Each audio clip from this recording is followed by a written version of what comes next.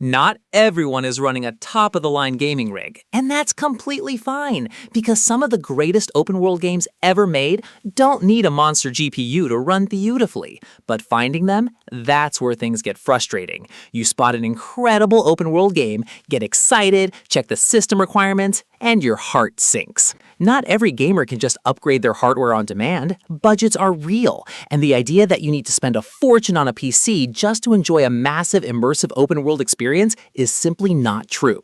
There are stunning, content-packed, genuinely breathtaking open-world games out there that will run smoothly on low-end and mid-range PCs without breaking a sweat. Today, we found the best of them. These are the best open-world games perfectly optimized for low-end PCs, because great gaming shouldn't require a great budget. Let's get into it. Before Saints Row became a self-parody, this entry was one of the most chaotic open-world sandboxes ever made. Saints Row 2 lets you customize your character down to insane detail, then unleash them on a city with gang wars, wild side activities, and a tone that never takes itself seriously. Being an older title, it runs on extremely modest hardware. This isn't a game your PC will struggle with, even on integrated graphics in some cases. The freedom here rivals GTA, but with more absurd humor and creative missions. If you want an open world that's genuinely fun rather than realistic, and your rig can't handle newer sandbox games, Saints Row 2 is still an easy recommendation in 2026. Hong Kong has never felt this alive in a video game. Sleeping Dogs dropped you into an undercover cop story packed with martial arts combat, car chases, and a genuinely gripping crime narrative.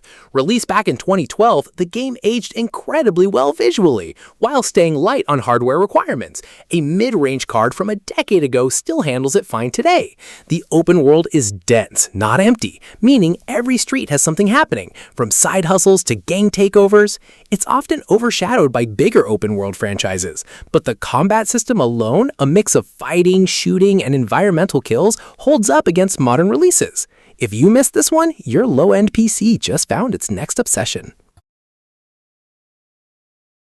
Imagine an open world with no main quests, no hand-holding, and no mercy.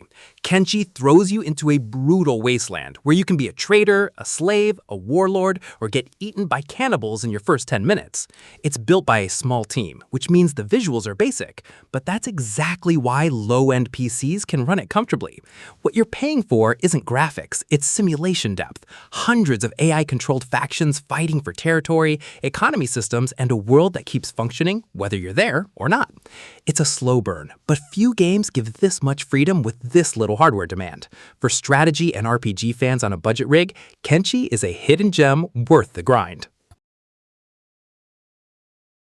This is the Fallout game hardcore fans still argue is the best one, and it's also one of the lightest to run.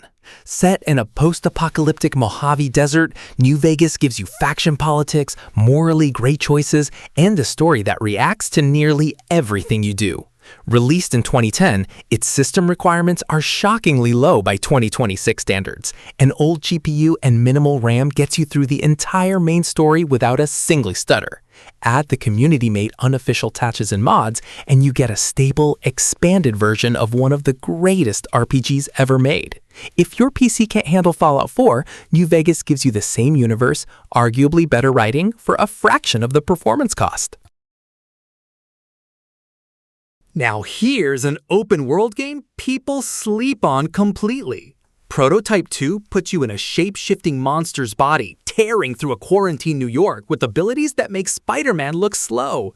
You glide across rooftops, consume enemies to steal their identities, and level up destruction-based powers in a sandbox built entirely around chaos. And the best part for you? This game released back in 2012, meaning the hardware demands are extremely light by today's standards. A budget graphics card and a basic quad-core processor gets this running smoothly. If you want raw power fantasy in an open world without needing a gaming PC to enjoy it, Prototype 2 delivers exactly that.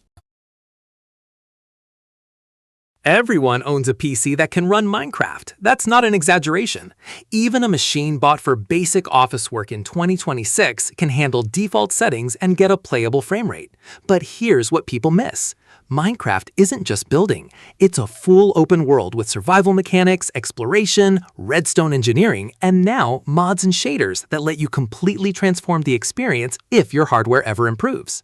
The base game alone gives infinite terrain generation, meaning no two worlds are ever the same. It's been over 15 years and it's still one of the best-selling games on the planet. For anyone with a weak PC wanting endless content without spending on upgrades, Minecraft isn't optional, it's essential.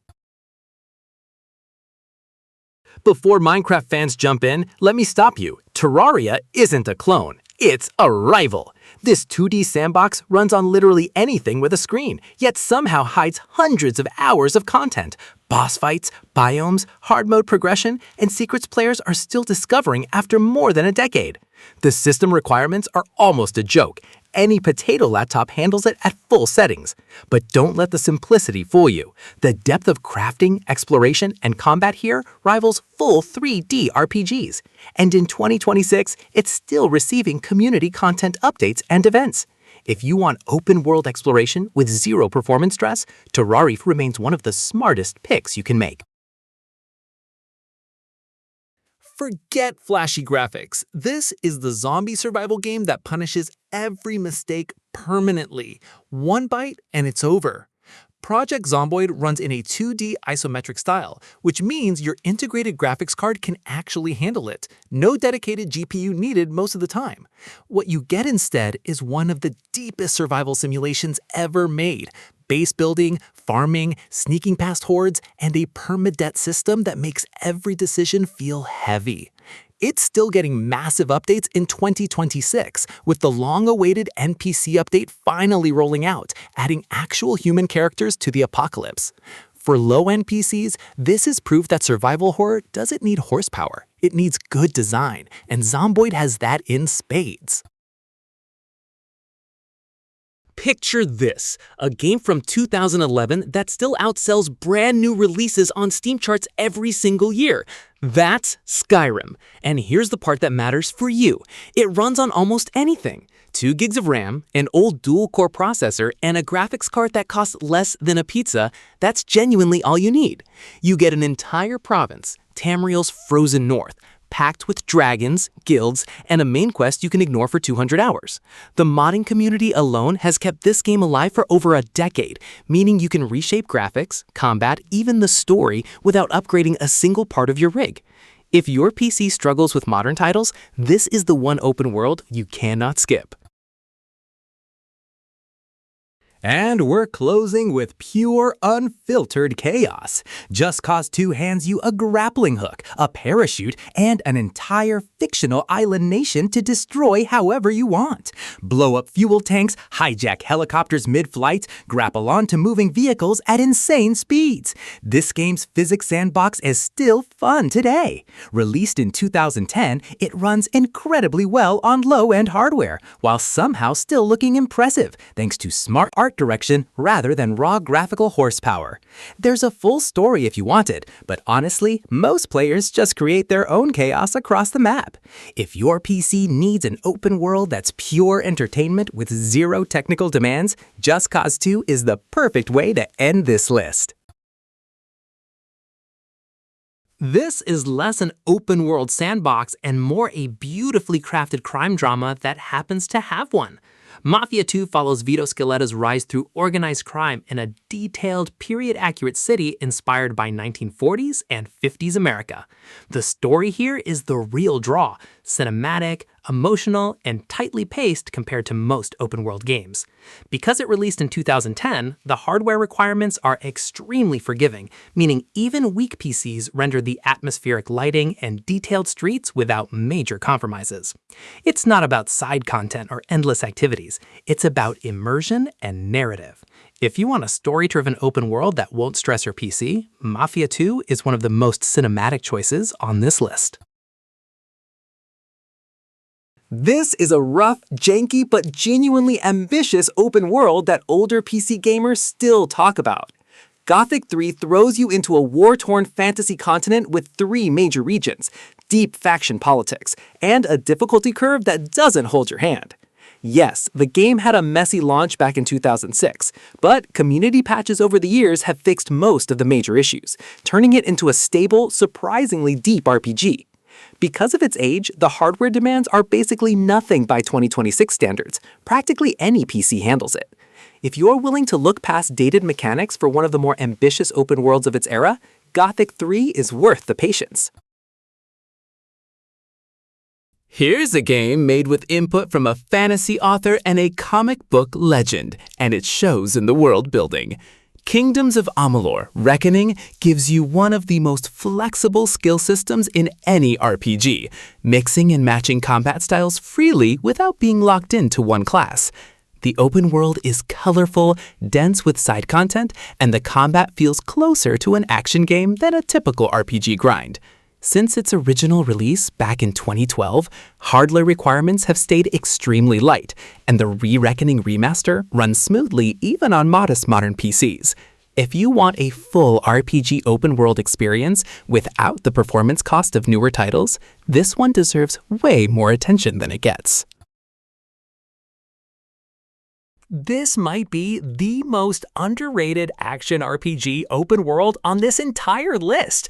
Dragon's Dogma Dark Horizon lets you build a party of AI companions called pawns, then hunt massive monsters, griffins, cyclopes, even climbing dragons mid-fight to stab their weak points.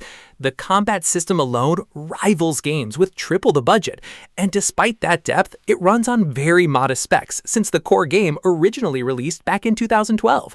With the sequel now out and demanding much stronger hardware, this original Dark Horizon version remains the perfect way to experience the franchise's combat and world design without upgrading your PC. It's a criminally overlooked gem for budget gaming setups. This is where the series went full chaos mode, and it's still one of the most replayable open worlds for weak PCs. Saints Row III throws logic out the window. Giant sex doll bats as weapons, wingsuits, tiger cubs as pets, all inside a fully explorable city called Steelport. Despite the explosive set pieces, the game runs shockingly well on older hardware because it was optimized for last-generation consoles at release. You get co-op missions, endless customization, and an open world built purely around fun over realism. If Saints Row 2 felt too rough around the edges, this sequel refines everything while keeping the performance friendly for lower-end machines.